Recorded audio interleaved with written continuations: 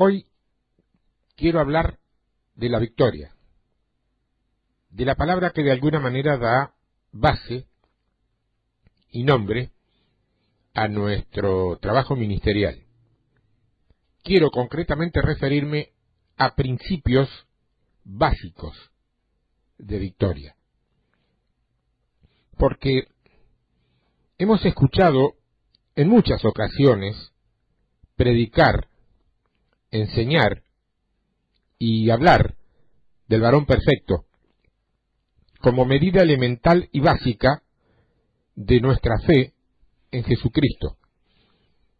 Cuando nosotros diseñemos o lleguemos a cumplir el varón perfecto, la función de este varón perfecto tiene que ser tanto sacerdotal como gubernamental. ¿Por qué?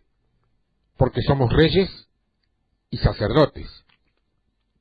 Cristo, dice la Biblia, es sacerdote para siempre, según el orden de Melquisedec.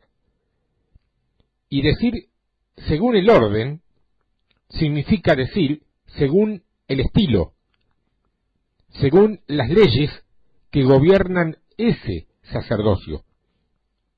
O sea, según ese tipo de sacerdote. Un sacerdote que no proviene de la tribu de Leví, sino que proviene de otra parte. Y es por eso que nadie puede encontrar su genealogía. Cuando hemos hablado de sacerdocios, no quiero que tu mente lo relacione con pastores o líderes. Porque sacerdocio no es algo que uno hace. Sacerdocio es algo que uno es. O sea que no hacemos el trabajo de un sacerdote, somos sacerdotes. Apocalipsis dice que Él nos ha hecho reyes y sacerdotes. O sea que lo que está buscando Dios es un pueblo de sacerdotes. No está buscando gente que viene un domingo a escuchar una palabra de boca de 2 o 3 sacerdotes. Así que cuando hablamos del orden de sacerdotes hoy, quiero que me entiendas que estoy hablando de vos. Estoy hablando contigo. Real sacerdocio. Todo gobierno, pero todo con pasión. Amor, pero con autoridad. Gobierno por sacrificio personal. Compasión y liderazgo.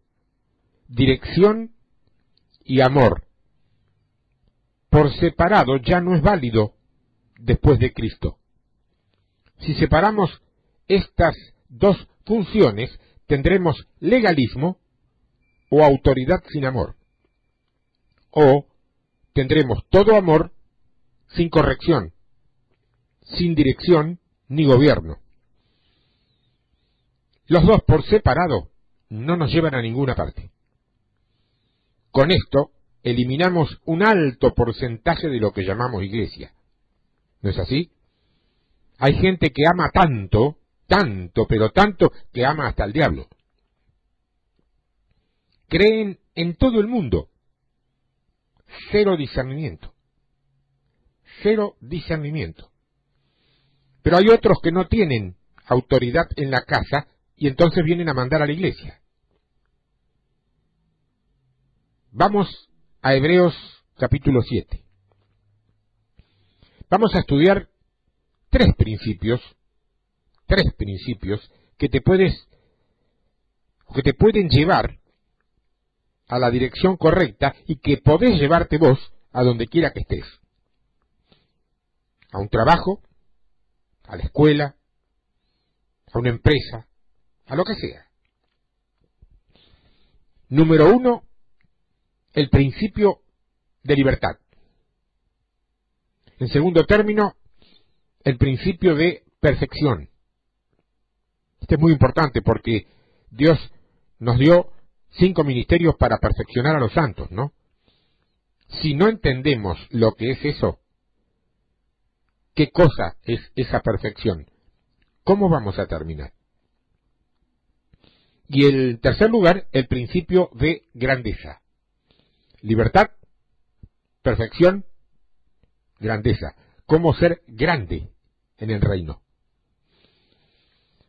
Hebreos capítulo 7, ahí voy a comenzar, partiendo del verso 1. Hebreos 7, 1 en adelante. Dice así: porque este Melquisedec, rey de Salem, sacerdote del Dios Altísimo, que salió a recibir a Abraham, que volvía de la derrota de los reyes, y le bendijo, a quien asimismo dio a Abraham los diezmos de todo, cuyo nombre significa primeramente Rey de Justicia, y también Rey de Salem, esto es, Rey de Paz, sin padre, sin madre, sin genealogía, que ni tiene principio de días, ni fin de vida, sino hecho semejante al Hijo de Dios, permanece sacerdote para siempre. Considerad, pues, cuán grande era esta palabrita aquí es un pronombre personal, y se sobreentiende en el lenguaje original que dice este hombre, significa eso, ¿no? O sea, cuán grande era este hombre, a quien aún Abraham, el patriarca, dio diezmos del botín. Ciertamente los que de entre los hijos de Leví reciben el sacerdocio tienen mandamiento de tomar del pueblo los diezmos según la ley, es decir, de sus hermanos, aunque éstos también hayan salido de los lomos de Abraham. Pero aquel cuya genealogía no es contada de entre ellos, tomó de Abraham los diezmos y bendijo al que tenía las promesas. Y sin discusión alguna, el menor es bendecido por el mayor. Y aquí ciertamente reciben los diezmos hombres mortales, pero allí uno de quien se da testimonio de que vive. Y por decirlo así, en Abraham pagó el diezmo también Leví, que recibe los diezmos, porque aún estaban los lomos de su padre cuando Melquisedec le salió al encuentro. Si pues la perfección fuera por el sacerdocio levítico, porque bajo él recibió el pueblo la ley, ¿qué necesidad habría aún de que se levantase otro sacerdote según el orden de Melquisedec, y que no fuese llamado según el orden de Aarón? O sea, lo que te está diciendo es, si la perfección se pudiese llevar a cabo lo que estaba establecido, con lo que estaba establecido, ¿para qué cambiarlo? Ahora bien, olvídate de lo que estaba establecido. A eso te lo voy a explicar después. El asunto aquí es que Dios está detrás de algo que, aunque muchos piensan que es imposible, Él anda cambiando sacerdocios para obtenerlo. Y eso se llama perfección. O sea que aparentemente Dios quiere que alguien sea perfecto antes que Él regrese. Si no, no estaría cambiando los métodos de ministración para obtenerlo. Si fuésemos perfeccionados cuando lleguemos allá arriba, entonces no habría que cambiar el sacerdocio para obtenerlo.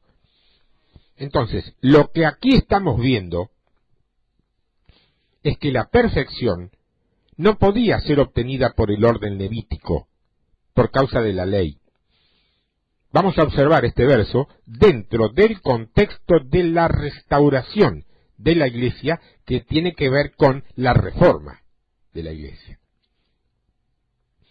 Entendemos que el escritor de Hebreos está tratando de mostrar a la iglesia tradicional, levítica, la de su tiempo, que hay un mejor acercamiento a Dios. Eso es lo que él quiere mostrar. Que hay un mejor sacerdocio, que hay un mejor sacrificio, que hay por consecuencia, una mejor promesa. Y fíjate que toda la carta a los hebreos está llena de esa misma palabrita que se repite una y otra vez. Mejor, mejor, mejor. Eso porque él está tratando de ilustrar que hay algo más grande que Abraham. Porque para Israel, Abraham es el padre de todo, de todo. Pero él le está tratando de enseñar que hay algo más grande que Abraham. ¿Por qué? Porque Abraham le da los diezmos a Melquisedec. Y el próximo verso dice que, sin duda alguna, el menor es bendecido por el mayor. O sea que, después que termina de buscar lo más grande que hay en Israel, que es Abraham, ahora Abraham pasa a ser segundo de Melquisedec. Le está tratando de introducir un sacerdocio que ellos no entienden. La superioridad de este sacerdocio la vamos a ver a través de estos tres principios que te mencioné antes.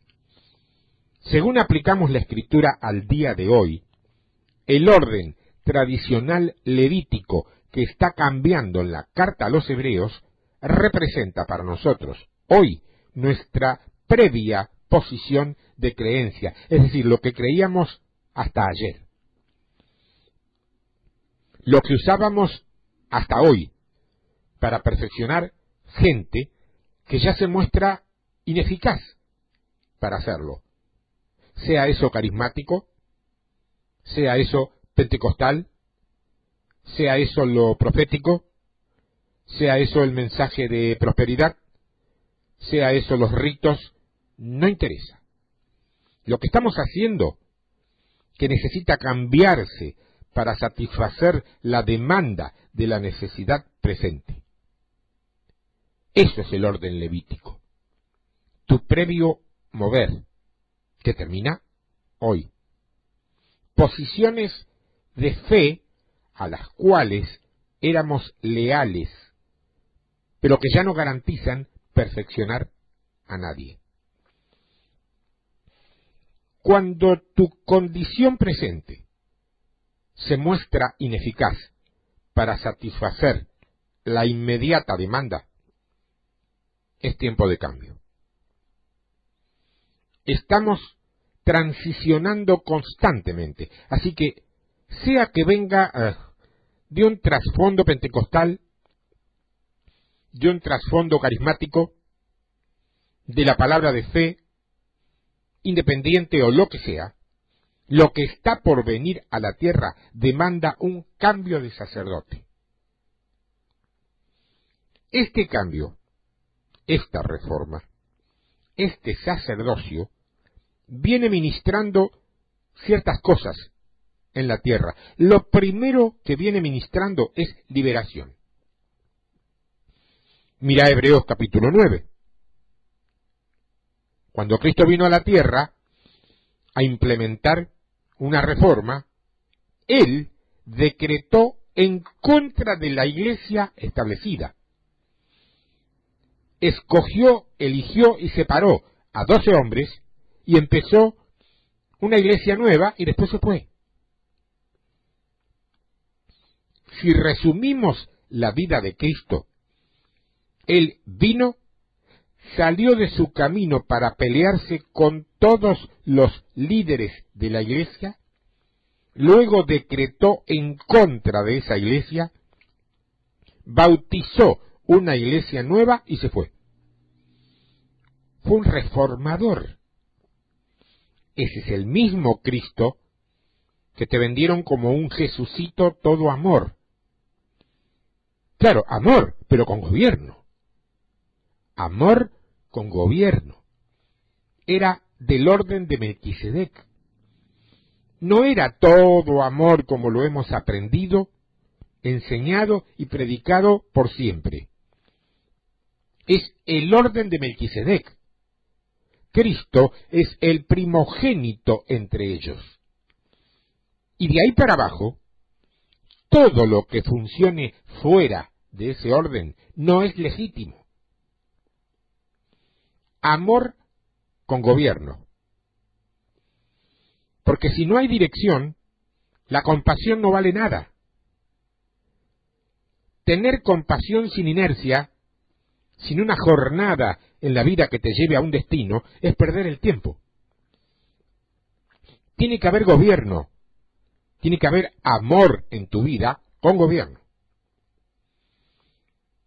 Él vino a pelear con los fariseos, vino a tirar las mesas, fue a la cruz, perdió su vida, la dio, sacrificó su vida para empezar algo nuevo en la tierra. Y lo primero que quiso producir fue libertad. Hebreos 9. Del verso 1 al verso 8, la Escritura nos recuenta todo lo que es la administración del previo entendimiento levítico.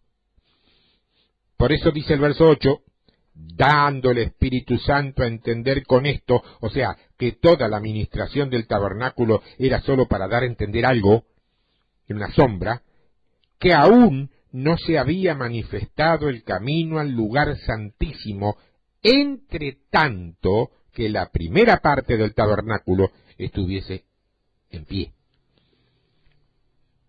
Nota que el acercamiento a lo que viene por la fragmentación de lo que tenías. Mientras lo que tenés está en pie, el lugar santísimo, que es la meta, no se llega. Lo levítico enfatiza el acercamiento a Dios por ritos. Es gente que si no opera con algún tipo de ritos, siente que no se acerca a Dios.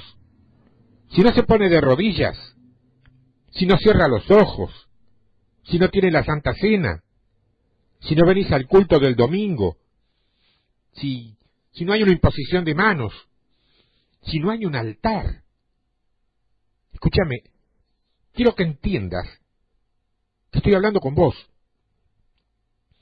no con alguien al que vos le tenés idea, no, con vos. Ritos. Pero es que nosotros no somos ritualistas, esos son los otros. Ah, sí. Fíjate que todo lo que te dije recién no es de los otros, es nuestro. Eso que vos decís, los otros, que vos y yo sabemos ya a quién nos referimos. Es nuestro esto. Son ritos. Si querés mejorar la expresión, pongámosles que son prácticas cristianas. Bueno, pero son ritos. Levítico enfatiza que el acercamiento a Dios es por medio de eso. Melquisedec se acerca a Dios por fe. No necesita ritos. Porque vos podés orar y nunca cerrar los ojos. De verdad que podés. Vos entrás al templo y ¿qué te dicen? Te dicen que ahí está Dios. ¿Ah, sí? ¿Lo trajiste vos contigo? Más te vale que sí, porque de otro modo Dios no va a estar allí ni en ninguna parte donde no sea llevado por sus hijos. Dios no habita en casa hecha por mano de hombre. Dice aquí, lo cual es símbolo. Es un símbolo. ¿Pero para cuándo? El verso 9, para el tiempo de hoy. Según el cual se presentan ofrendas y sacrificios que no pueden hacer perfecto. O sea que eso no perfecciona a nadie. En aquel tiempo eran ofrendas y sacrificios. Hoy son otros ritos. Imposición de manos, llamados al altar, que es, te diría, mal llamado altar, porque en la Iglesia del Nuevo Testamento no existe tal cosa como un altar. No hay sacrificio que hacer, ya está hecho. El altar era el lugar de sacrificio. Pero hay gente que si no se la llama al altar y se le pone la mano encima para que se le rieguen las neuronas, se cree que Dios no ha llegado. Entonces dice, no pueden hacer perfecto en cuanto a la conciencia al que practica ese culto, ya que consiste, verso 10, solo de comidas y bebidas de diversas abluciones. Claro, en aquel tiempo era eso, abluciones. Hoy son otras cosas. Y añade, pero eran ordenanzas acerca de la carne, o sea, externas, y que eran impuestas, dice. O sea que la mayoría de las cosas las hacemos porque las heredamos. Y las hacemos, ¿qué te digo?, con la onda papagayo. Es decir, repitiéndola, pero sin saber por qué. ¿Cómo hace el papagayo? Repite espectacularmente lo que alguien dice, pero sin saber qué dice. Impuestas. Ahora bien, lo primero que viene a ser el orden sacerdotal que está emergiendo en la Iglesia es liberarse de las imposiciones, rompiendo y quebrando con imposiciones ritualistas. La religión que te cautiva y te ata no es digna de tu lealtad, porque la verdadera religión libera. La verdadera religión libera. Esto no se lleva a cabo en un templo. Esto se lleva a cabo en nuestro ser. Libertad de nuestro ser. Quiero que vayas conmigo, ahora vamos a estudiar esa palabra, libertad, al libro de Isaías, capítulo 61. Libro de Isaías, capítulo 61, comenzando desde el primer verso. Dice, el Espíritu de Jehová el Señor está sobre mí, porque me ungió Jehová. Me ha enviado a predicar buenas nuevas a los abatidos, a vendar a los quebrantados de corazón, a publicar libertad a los cautivos y a los presos apertura de la cárcel, a proclamar el año de la buena voluntad de Jehová y el día de venganza del Dios nuestro, a consolar a todos los enlutados, a ordenar que a los afligidos de Sión se les dé gloria en lugar de ceniza, óleo de gozo en lugar de luto, manto de alegría en lugar del espíritu angustiado, y serán llamados árboles de justicia, plantío de Jehová para gloria suya. Reedificarán las ruinas antiguas y levantarán los asolamientos primeros y restaurarán las ciudades arruinadas, los escombros de muchas generaciones. El primer principio que estamos estudiando es el de la libertad de las imposiciones. Y aquí vemos que el tema central de la razón por la cual el Espíritu viene sobre vos es para libertarte de todo tipo de cautiverio, sea de quebrantamiento, sea de luto, sea de lo que sea. Libertarte. ¿Cuántos de los que me están escuchando hoy tienen el Espíritu de Dios? Levanten sus manos aunque yo no los vea. Dios los está viendo. ¿Cuántos de los que me están escuchando tienen el Espíritu de Dios? Así, claro. Y los que no levantaron las manos, ¿qué espíritu tienen? Porque vacío no hay nadie, ¿eh? Tenés que saberlo. Vacío no hay nadie. La palabra libertad es la palabra deror en el hebreo. De dedo, R-O-R, deror. Y ahora te voy a decir lo que significa. Prepárate. Libertar significa remover grilletes, te da el derecho de hacer lo que debes hacer y no lo que quieres hacer.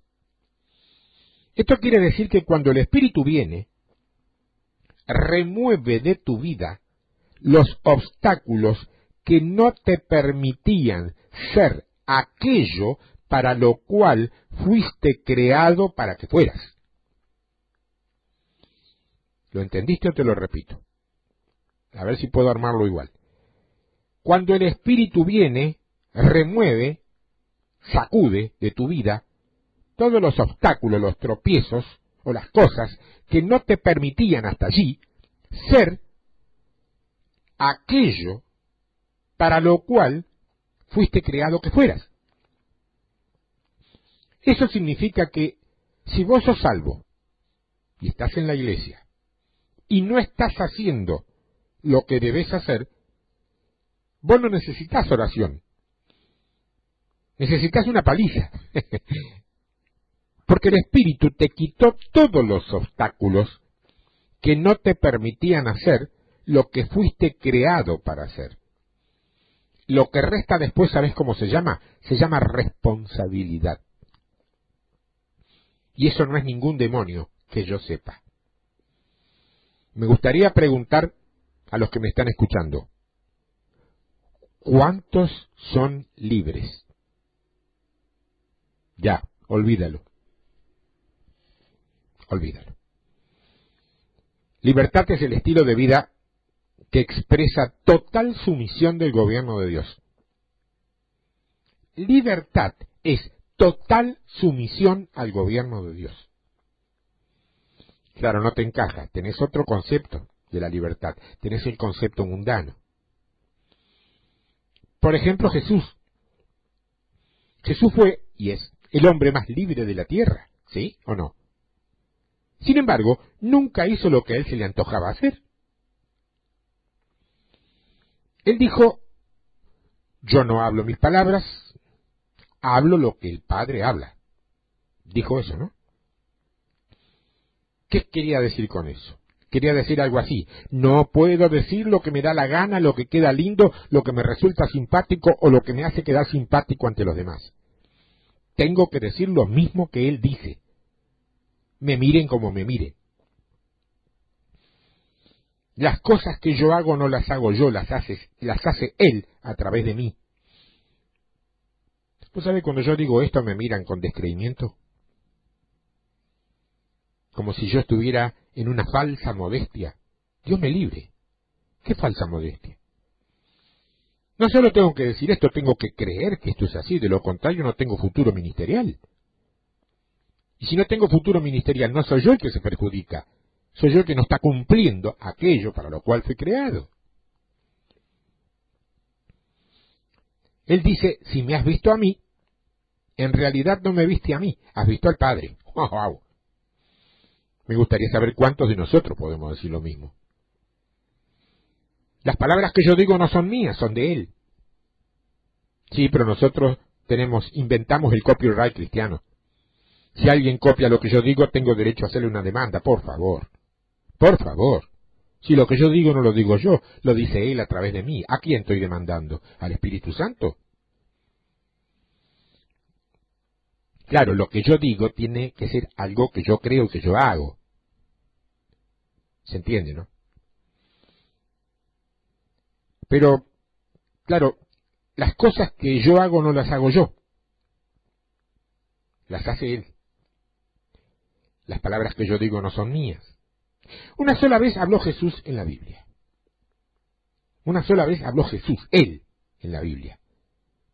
¿Te acordás qué dijo? Dijo, pasa de mí esta copa, por favor. Ese fue Él.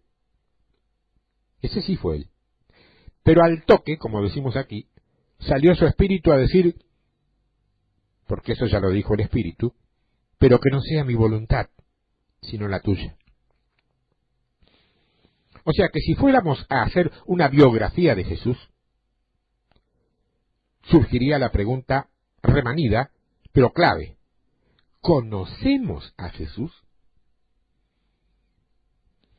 Porque Jesús estaba escondido en la libertad de Dios.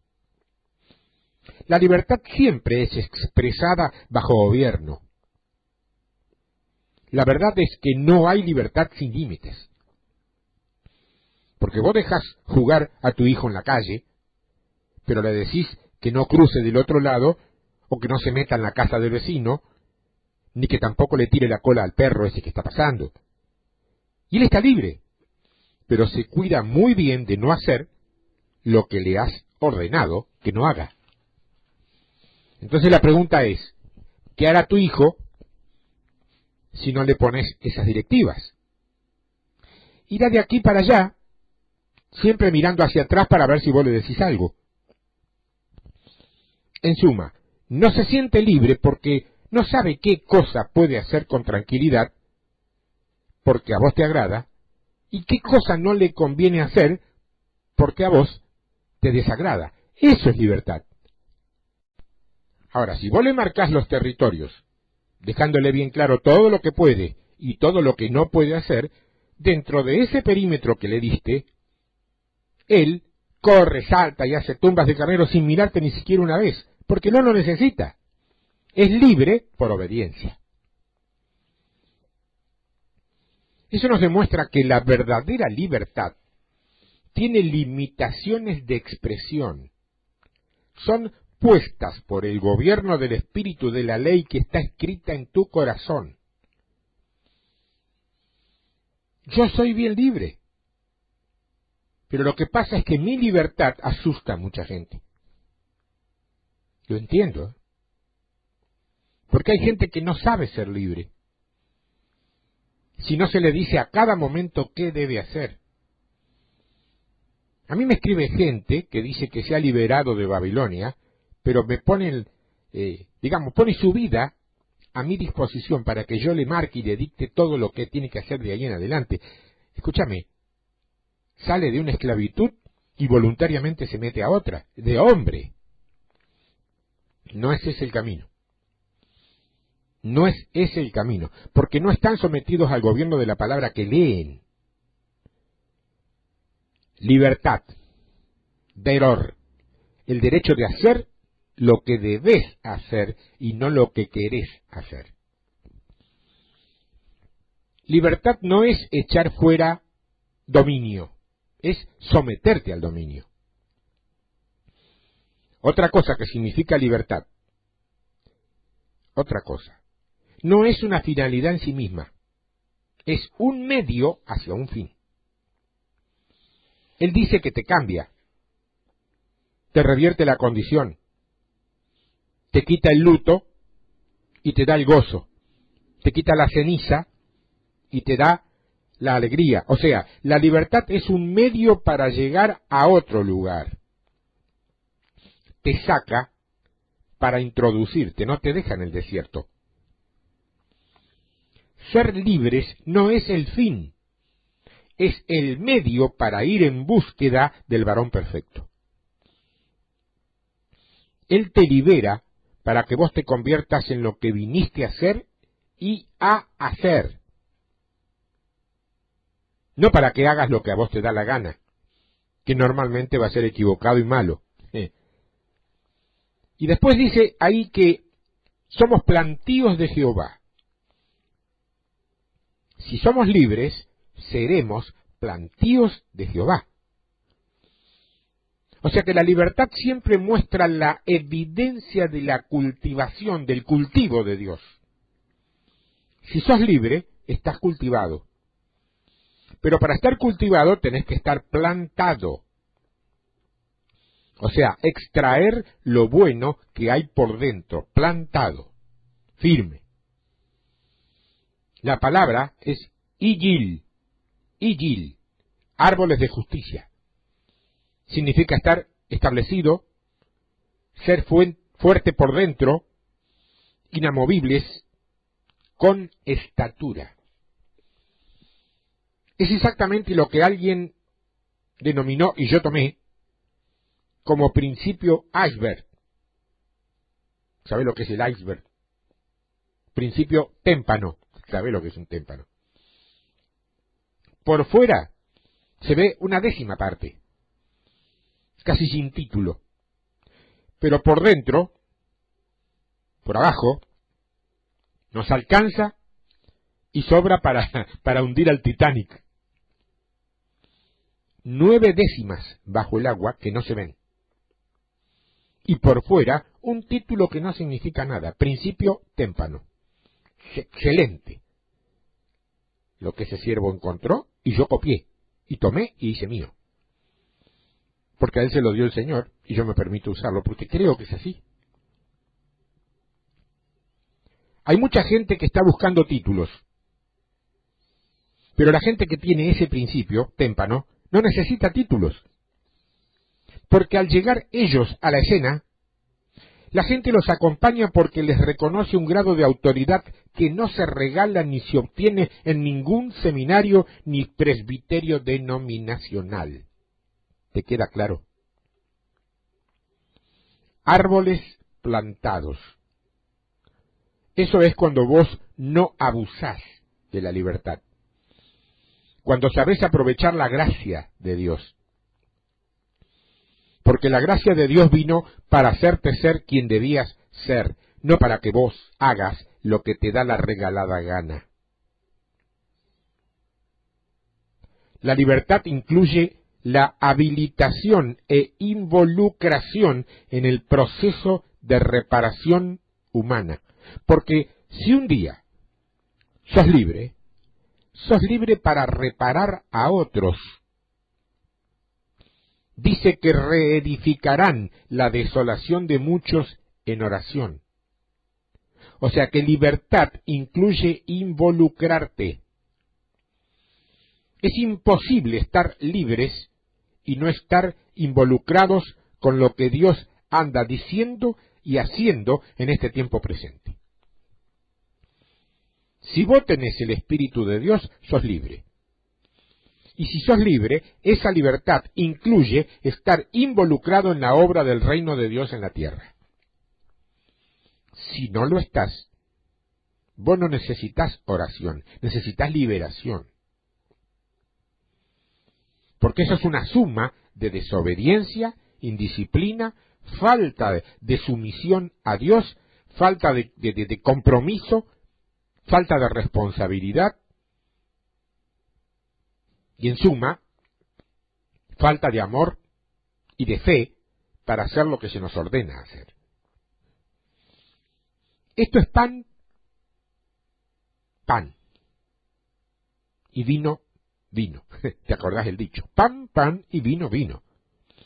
Estamos transitando el siglo XXI y somos una gente madura que ya no se conforma o que ya no se engaña con fábulas y expresiones voluntaristas o emocionalistas de parte de sabios manipuladores psicológicos mal llamados predicadores. Está claro, ¿no? Principio número 2, muy poderoso. Principio de perfección. Él dice que si fuera posible perfeccionar por medio de lo que estábamos haciendo, no hubiese sido necesario cambiar de sacerdocio. Entonces vamos a ver algunas escrituras para respaldar y confirmar esto de la perfección. Hebreos capítulo 7, verso 11. Si pues la perfección fuera por el sacerdocio levítico, porque bajo él recibió el pueblo la ley, ¿qué necesidad habría aún de que se levantase otro sacerdote según el orden de Melquisedec y que no fuese llamado según el orden de Aarón? Fíjate el verso 18. Queda, pues, abrogado el mandamiento anterior a causa de su debilidad e ineficacia. Claro, esto quiere decir que no hay un cambio porque a alguien le dio la gana una mañana cualquiera de cambiar. Lo que estamos haciendo hoy no satisface la demanda venidera. Es así de simple. Vos lo sabés muy bien, la juventud de hoy no es la juventud de ayer. Nosotros decimos, en mi tiempo, en mi época, y sí. Y los que hoy son jóvenes, cuando sean grandes, van a decir, en mi época, en mi tiempo. Siempre. Es una rutina, un giro histórico normal. Cuando vos eras niño, si hoy sos un adulto mayor, volabas, por ejemplo, en un parapente, que son esas especies de paracaídas con motor, o te tirabas con un ala delta, de esas que tienen alas que parecen grandes aves, desde arriba de una montaña. Hoy los chicos vuelan en esas cosas a máximo riesgo. ¿Qué hacíamos nosotros parecido a eso? Otros se suben a lugares bien altos y de ahí se arrojan a la nada con un elástico, una goma que es de esperar, los sostiene, porque impide que se hagan trizas contra el suelo. Escúchame, nosotros lo más peligroso que hacíamos era andar en bicicleta en las calles que por ese tiempo no estaban ni siquiera demasiado transitadas. Porque eso era hasta donde nos daban permiso nuestros padres. Los chicos hacen sus negocios en su cuarto por internet. Nosotros debíamos tragarnos 1 hora y media de fila y espera, acá en mi país con las consabidas avivadas argentinas de gente que se colocaba primero cuando había llegado último. Eso era clásico. Los chicos hoy actúan como si no tuvieran límites. Entonces te pregunto y me pregunto, ¿qué tipo de mensaje le vas a dar a una persona que no tiene límites? Donde para ellos el mundo se ha convertido en una especie de villorio donde todo pueden hacerlo desde sus cuartos y con una habilidad propia informática. ¿Qué tipo de mensaje le vas a dar? Egipto se está levantando. Asiria se está levantando. India se está levantando. ¿Qué mensaje vas a llevarle a Egipto para decirle que Dios lo ama, cuando siempre hemos usado a Egipto para hablar de Satanás y todos sus demonios? Hace falta un cambio. Hace falta un cambio.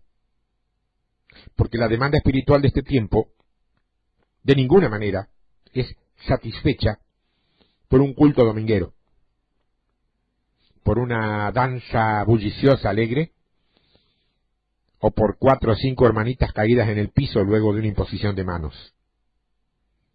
Hace falta un cambio. Entonces viene ese cambio porque lo anterior se muestra ineficaz, se muestra insuficiente. Era bueno entenderlo, porque nos trajo hasta aquí, pero el mundo ha cambiado. Y nosotros debemos ser relativos a esos cambios. Cristo viene, qué bueno que venga, pero mientras tanto tenemos que seguir adelante hasta que llegue. Aunque la verdad es que no viene hasta que no ocurran ciertas cosas que las debemos hacer vos y yo, entre otros. Y si no terminás de involucrarte, nunca terminamos. Mientras que la Iglesia opere mediante una tercera parte de quienes la conforman, no terminamos. Pero es que no me permiten, ahí está. Ahí está. Ese es el punto clave. Hebreos capítulo 10, verso 1. Porque la ley, teniendo la sombra de los bienes venideros, no la imagen misma de las cosas, nunca puede, por los mismos sacrificios que se ofrecen continuamente cada año, hacer perfectos a los que se acercan. Está más que claro. Las cosas que hacíamos ya no perfeccionan. O sea que aquella palabra, deror, significaba libertad. ¿Te acordás? Deror, libertad. Sinónimo de involucración. Ser lo que debes ser y no lo que a vos se te ocurre que debes ser. Deror, la voluntad de Dios establecida en mi vida, libre para expresar lo que Dios quiere que yo sea. Son íconos espirituales, imágenes concretas, específicas y precisas para que dentro de esa palabra vos guardes los principios. La palabra perfección, de la cual estamos hablando ahora, es la palabra teleosis. Y esto es muy importante porque todos los ministerios que se nos han dado son para teleosis a los santos. O sea que hasta que no haya un teleosis, Cristo no viene. Teleosis. La palabra está escrita en el término perpetuo, es decir, siempre siendo perfeccionados. Y te voy a dar una escritura donde aparece. Lucas 1. Lucas 1. Aquí María recibe de parte del ángel de Dios el anuncio de que va a ser usada para traer al Hijo de Dios, ¿no? Entonces ella sale emocionada y va a hablar con Elizabeth. Y no solo emocionada, también llevaba ciertas características de expresión, que determinaron lo que Elizabeth está por decir. Lucas capítulo 1, verso 45 dice, bienaventurada la que creyó, porque se teleosis lo que fue dicho de parte del Señor. O sea que María, por causa de tu comportamiento, dice, yo sé que lo que Dios te ha dicho, que va a acontecer, acontecerá. María, tu fe, tu actitud, tu postura espiritual, el haber cedido a que el ángel haga contigo como él quiera, me garantiza a mí que lo que Dios ha dicho será una realidad. Eso le dijo. Teleosis. Son los eventos que validan y certifican que una promesa se manifieste.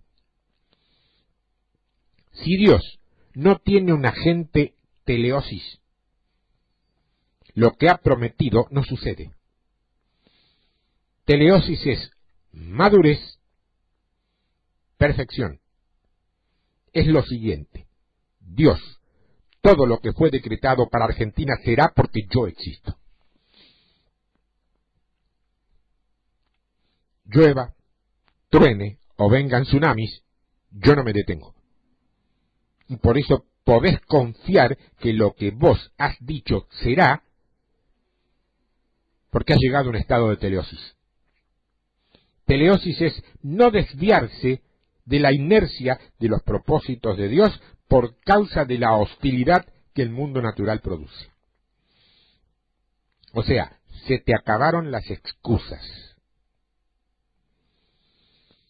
Entonces le dice María, tu comportamiento me garantiza que lo que Dios ha dicho será una realidad. Sí, pero María tuvo que decir, y si me apedrean, que me apedreen. Porque esa era la muerte que se les daba a esas señoritas que en aquel tiempo resultaban embarazadas sin estar casadas. Ese es el ministro según el orden de Melquisedec. El que dice que será lo que Dios dijo sin pensar en los riesgos personales. ¿No me dejarán nunca más hablar por la radio? Será. ¿Mi reputación se pondrá en tela de juicio? Será. ¿Me levantarán distintas calumnias o injurias? Será. Teleosis. Sin teleosis, Cristo no viene. Teleosis, perfección, principios. Cuando te enseñaron en la escuela 2 más 2, se te quedó con vos. Aunque después aprendiste más matemática, geometría, trigonometría, porque te morís y si te preguntan en tu lecho de muerte cuánto es 2 más 2, vos le decís 4. Eso es teleosis. Un principio. Es tiempo que la Iglesia deposite en la gente algo que se quede con ellos para siempre y que no tiene nada que ver con doctrina, pero sí con principios para prevalecer en la tierra. Dios no ha hecho nada con relación a su propósito esperando que haya un teleosis para hacerlo. Todo lo demás es preparación.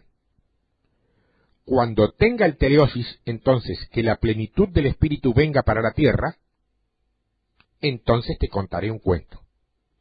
Hoy lo que hay son refrigerios para que la gente no se muera y pueda cruzar el desierto. Un poquito de sombra, un cactus, un poco de agua, cosas así. Pero Canaán sigue estando allá, y para allá vamos. El teleosis maximiza el potencial de tu vida para que Dios te pueda usar en plenitud. Los eventos y las acciones que certifican y validan una promesa. Es un estilo de vida. Es un comportamiento externo que le dice a Dios, ahora sí. Es arribar a una conclusión vía un proceso. El fin es un evento y un proceso, no algo que interrumpe tu vida. Es un proceso que produce un evento, y el proceso es el teleosis. Mirá lo que dice Mateo capítulo 19. Mateo capítulo 19, comenzando desde el verso 16. Entonces vino uno y le dijo, Maestro bueno, ¿qué bien haré para tener la vida eterna? ¿Cuál era la pregunta? ¿Cómo puedo ser salvo? ¿Qué tengo que hacer para tener vida eterna? Una pregunta importante si las hay, ¿eh? ¿No te parece? Ahora yo me pregunto cuántos de los que escuchan todavía están en condiciones de preguntar lo mismo. ¿Qué deben hacer para tener vida eterna? Él les dijo, verso 17, ¿por qué me llamas bueno? Ninguno hay bueno sino uno, Dios. Mas, si quieres entrar en la vida, guarda los mandamientos. Le dijo, ¿cuáles? Y Jesús le dijo, date cuenta que Jesús le responde por compasión, ¿no? No matarás, no adulterarás, no hurtarás, no dirás falso testimonio, honra a tu padre y a tu madre, llamarás a tu prójimo como a ti mismo. El joven dijo, todo esto lo he guardado desde mi juventud, ¿qué más me falta? Jesús le dijo, en ese momento Jesús deja de lado la compasión y toma gobierno. Si quieres ser teleosis, ¿cuál era la pregunta? ¿Qué debo hacer para ser salvo? ¿Qué dijo Cristo? Si quieres ser teleosis, o sea, ¿qué relación hay entre teleosis y salvación? Simple, que no hay salvación sin teleosis. Fíjate, vos no terminás de ser salvo hasta que terminás. Empezar no vale nada. No estoy hablando de tu vida eterna, esa la tenés. Pero en los tiempos que vienen no vas a prevalecer. Serás salvo de los tiempos que vienen, solo el teleosis. Si querés ser perfecto, le dijo, entrega todas esas riquezas que tenés a los pobres y seguime. Claro, este hombre no solamente se termina bendiciendo un principio fuerte, sino que en los evangelios, cada vez que Cristo dijo, sígueme, la persona a la que le dijo, sígueme, tuvo un llamado al apostolado. O sea que este joven pudo tranquilamente haber sido otro apóstol. A los demás, él no les dijo, sígueme. A los que le dijo, sígueme, fueron apóstoles. Pero él había hecho toda la letra, el joven este, por ritos. Pero no había cumplido la letra por fe. Porque si hubiese entendido si hubiese sido entendido en la letra, Él les hubiera repartido sus bienes a los pobres. Pero lo que leyó fue la Biblia, no la palabra de Dios. ¡Ja, ja! ¡Ja, ja! Porque la palabra de Dios es vida, es espíritu. Y antes de que hubiese un libro, la palabra de Dios es. No confundas nunca tu Biblia con la palabra. La palabra es una persona. Si la tocas, cambias tu vida para siempre. Si querés ser teleosis, es decir, que teleosis es vida eterna. Vida eterna incluye teleosis. Teleosis es convertirse en un vaso viable, que le garantiza a Dios que lo que Él quiere hacer se hará. Lo que pasa con la iglesia es que la iglesia lleva 2000 años celebrando que son salvos. Pero Dios no te salvó para que vos celebres. Te salvó porque Él tiene algo que quiere hacer con vos que sos salvo. Y está buscando a ver quiénes de los que salvó se convierten en vaso para hacerlo. Nos pasamos la vida saltando y cantando de que Cristo nos salvó. ¿Y qué vamos a hacer al respecto? Pablo decía, yo trabajo porque no quiero que la gracia que se invirtió en mí sea en vano. Bueno, debemos trabajar en el propósito de Dios.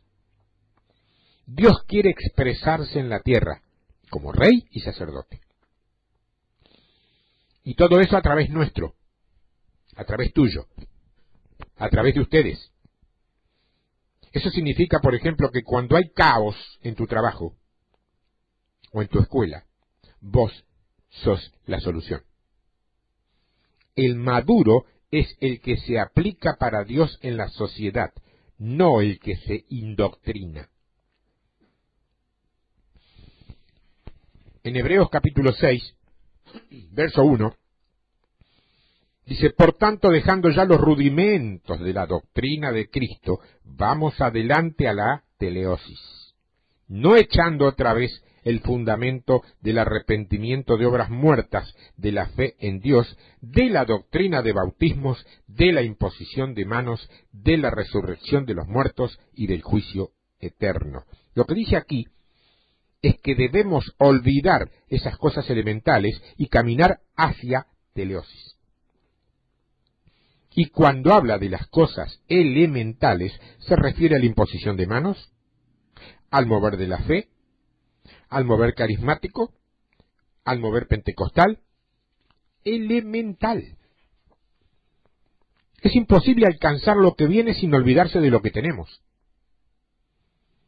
Pablo dijo, olvidando todo lo que queda atrás, prosigo hasta alcanzar la meta. Pero lo que Pablo estaba olvidando fue toda la búsqueda que le produjo la vida.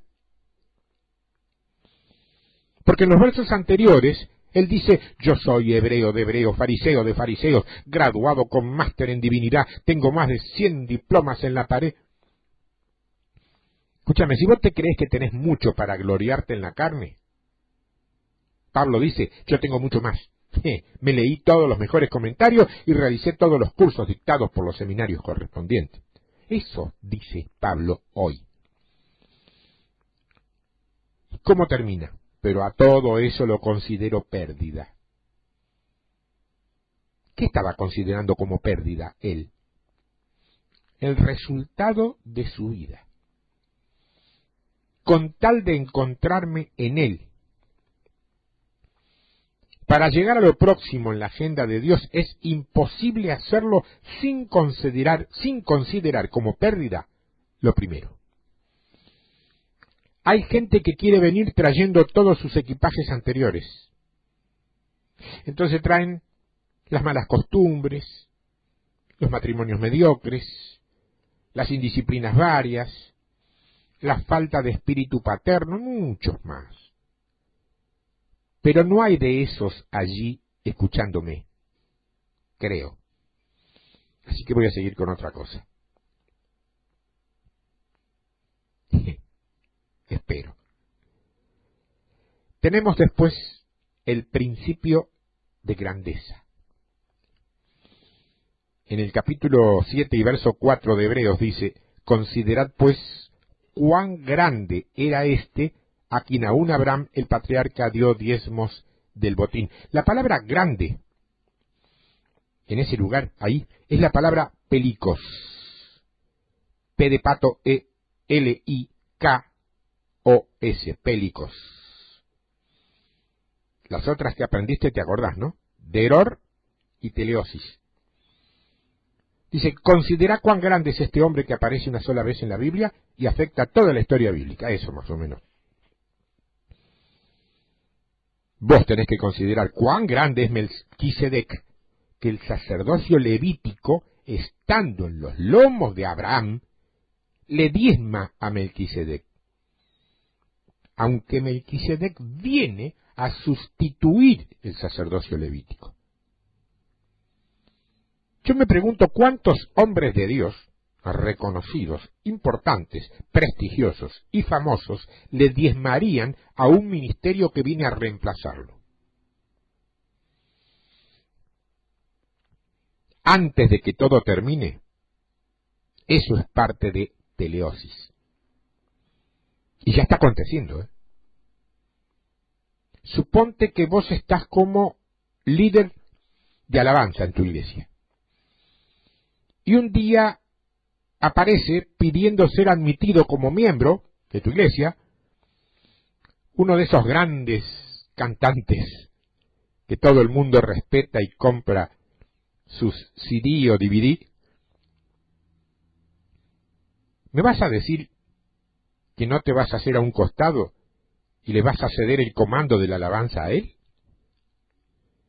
Claro, eso, claro está, siempre y cuando vos no seas uno de esos que camina por los templos buscando su propia conveniencia, su propio prestigio y su propio reconocimiento en honras y o ofrendas.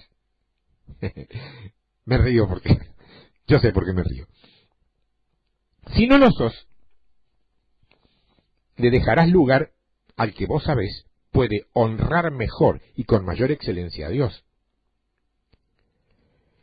Claro, en casos así, se ve con claridad quién hace las cosas por Cristo y quién las hace por Él mismo. Porque, entérate, Dios está levantando un sacerdocio que va a sustituir a la mayoría de lo que hoy vemos en las iglesias. El punto es si se van a hacer a un costado o van a tener que sacarlo a empujones. ¿Se dice así en tu país? ¿Empujones o empellones? Bueno, usa cualquiera. Considera cuán grande es este, dice, que el ministerio establecido le diezma para que lo sustituya. ¿No sabes que yo he conocido a mucha gente que se dice cristiana, pero solamente uno o dos o tres me dejaron de inmediato la certeza de ser gente levantada por el Señor por encima de mí y de muchos más? Yo no necesité averiguar ni investigar nada. El Espíritu Santo me lo dijo e hizo todo. Dios está cambiando las cosas. Nos estamos preparando para el final.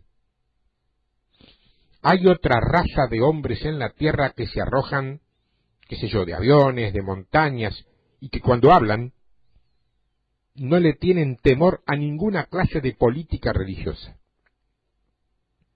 Es una raza de hombre, no es uno. No encontraste uno de casualidad. El Señor te guió a uno de los tantos. Dios está reuniendo a su familia genuina. Los verdaderos hermanos nos estamos juntando. Después de años de estar dispersos. No necesariamente en lo físico, ¿eh? No lo necesitamos, pero sí en el espíritu. Considera cuán grande es este hombre. Este hombre que tiene una influencia que vino 530 años antes que la ley 2000 años antes que la gracia y afectó todo ese tiempo. Pélicos. Pélicos. Mira lo que significa pélicos. La fuerza de tu carácter, el peso o volumen de tu espíritu. Es el mismo principio témpano del que te hablé antes. Es lo grande de tu estado moral, la magnitud de tu influencia, es la autoridad que emana de ti. Autoridad. La gente común se cohíbe y amilana frente a estas presencias pélicos. Y como no pueden entender de dónde emana y proviene esa autoridad tan fuerte y tan inocultable, prefieren criticarla y llamarla soberbia o pedantería. Entonces alguien lo ve con esa tremenda seguridad y lo primero que le sale es, ¿quién se cree que es? Pélicos. Autoridad.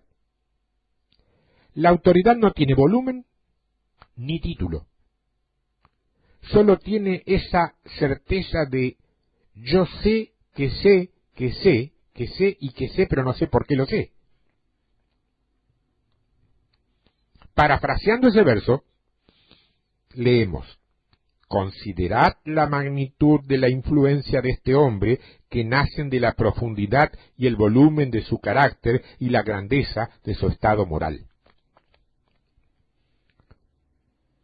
O sea que él era grande, no porque era rey de Salem, ni sacerdote, no era por los títulos, sino porque había tocado esta cosa por dentro, eso que llamamos pélicos. Hay dos palabras grandes en la Biblia. Grande, mega. Eso significa estructura grande. Cristo, en la palabra, dice que salía del templo y los discípulos le mostraron los edificios del templo y él les dijo, ¿tú ves todos estos templos? Grandes templos. La palabra que usa ahí es mega. No va a quedar ni una piedra sobre otra. Esto quiere decir que Cristo se está alejando de las grandezas externas. Y después les dice, pero si destruyes este templo, lo reconstruyo en 3 días. Y la palabra que usa no es de templo externo o estructura, sino neos, que tiene que ver con santuario interno. Hay que saber leer. Y si no se sabe, hay que aprender. Y no es en los seminarios, aunque ayudan. Él hablaba de sí mismo. El templo que va a tener más gloria que la gloria del templo de Salomón no es una gloria por estructura, sino que es una gloria por condición del estado de ser. La gloria, nunca te lo olvides, la gloria viene por lo que somos, no por lo que hacemos.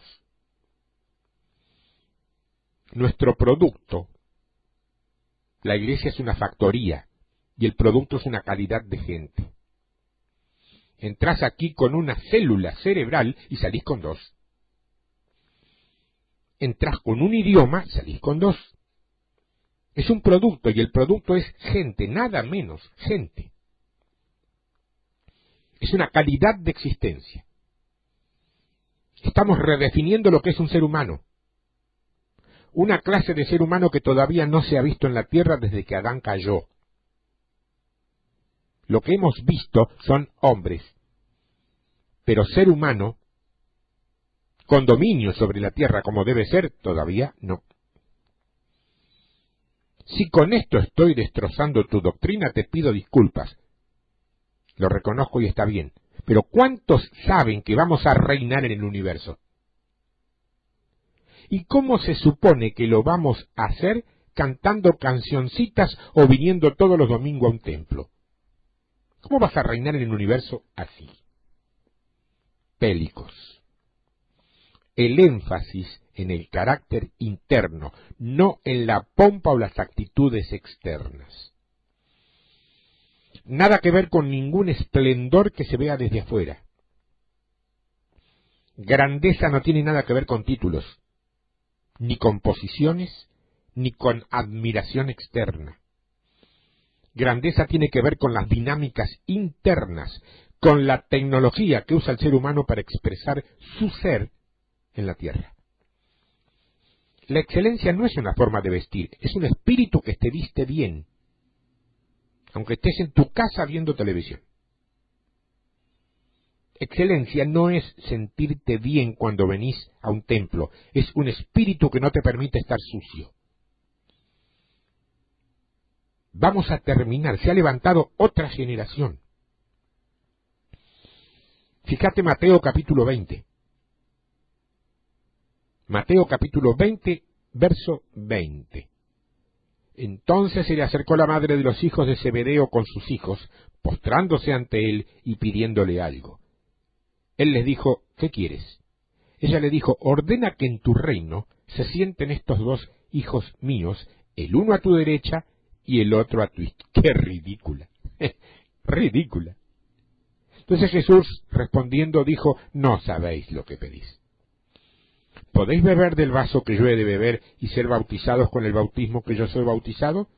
Y ellos le dijeron, podemos.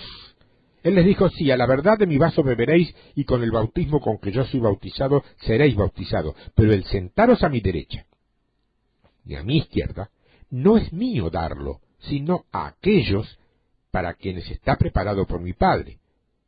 Cuando los 10 oyeron esto, se enojaron contra los dos hermanos. Entonces Jesús, llamándolos, dijo, ¿sabéis que los gobernantes de las naciones se enseñorean de ellas, y los que son grandes ejercen sobre ellas potestad? Mas entre vosotros no será así, sino que el que quiera hacerse grande entre vosotros será vuestro servidor. Pélicos. Eso es pélicos. Lo primero que les dice es que no saben lo que están pidiendo. O sea, hay gente que pide posiciones en la iglesia con sus acciones, no con su boca. Es como si con sus acciones cotidianas estuvieran ejerciendo una presión inoculta para con los líderes en búsqueda de esas posiciones. Y él le dice, ¿vos estás dispuesta a pagar el precio? Los tratamientos de Dios, las noches sin sueño, las disciplinas, los ajustes de tu vida, los cambios de valores, los cambios de la escala de tus prioridades, la reforma mental. ¿Vas a soportar todo eso? No sabés lo que pedís. En segundo lugar, les dice que sí pueden ser bautizados con el bautismo de Él. O sea, esto es, ¿están dispuestos a ser mártires? Perder su reputación, perder su dinero, perder sus vidas, perder su tiempo por una gente incrédula a la que hay que decirle lo mismo todos los domingos. Por eso es importante lo que dice en el verso 26 y luego en el 27. Primero dice que el que quiera ser grande tiene que ser servidor. Y luego añade que quien quiera ser grande tendrá que ser siervo. Así que vamos a estudiar en el final estas dos palabras porque tienen importancia. Servidor significa diáconos. ¿Te suena, no? Mirá lo que en verdad significa. Diáconos. Es un ministro, un mayordomo, uno que estima en alto valor las virtudes de su amistad y relación para con quien sirve.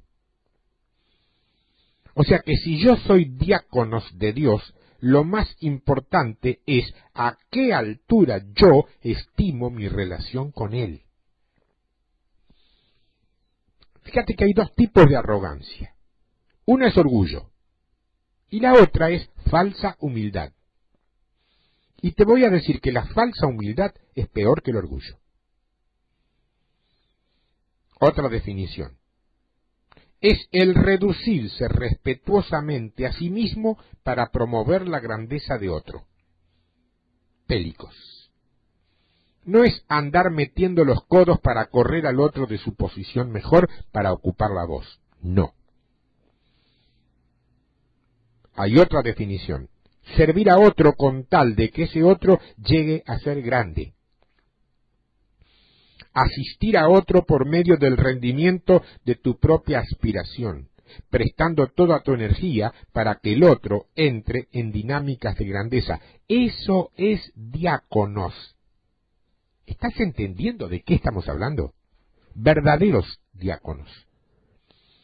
No es alguien que hay que llamarlo para que coopere, o alguien a quien hay que decirle lo que tiene que hacer para que lo haga. Es alguien que busca permanentemente qué hacer porque quiere engrandecer a aquel a quien se lo está haciendo. La otra palabra que me quedaba es esclavo. Esa palabra es doulos. Se pronuncia doulos, pero es doulos. Y es uno que se rinde a sus deseos personales para el avance y el desarrollo de la vida de otro. El esclavo trabaja para el bien de otro y él siempre se queda igual. El resultado no es que te quedas igual, es la actitud con la cual se hace. La mentalidad, al hacerlo, el espíritu, el corazón, la motivación, la actitud, tiene que estar dentro de estos parámetros y a eso el único que puede juzgarlo es Dios. Principios básicos de victoria. Ahí los tenés. Podés volver a escucharlos, tomar apuntes, repasarlos en tu Biblia, comprobar que todo lo que te dije es así, porque me puedo haber extralimitado, exagerado o equivocado. Soy carne. No tomes todo puntillosamente, compruébalo con tu Biblia. Examina todo lo que te dije y rescata lo bueno. Ese es el principio básico. En base a un principio básico de entendimiento, podés ingresar en los principios básicos de victoria. Consultas, comentarios, cualquier cosa que te mueva esto a hacer, lo podés hacer a tiempodevictoria@yahoo.com.ar o tiempodevictoria@hotmail.com. Si te desacomodé tus estructuras en este día, en principio como ser humano, como aspecto, como amigo te pido perdón, pero como ministro te digo, es lo que el Señor me ordenó hacer. Dios te bendiga. Gracias por estar.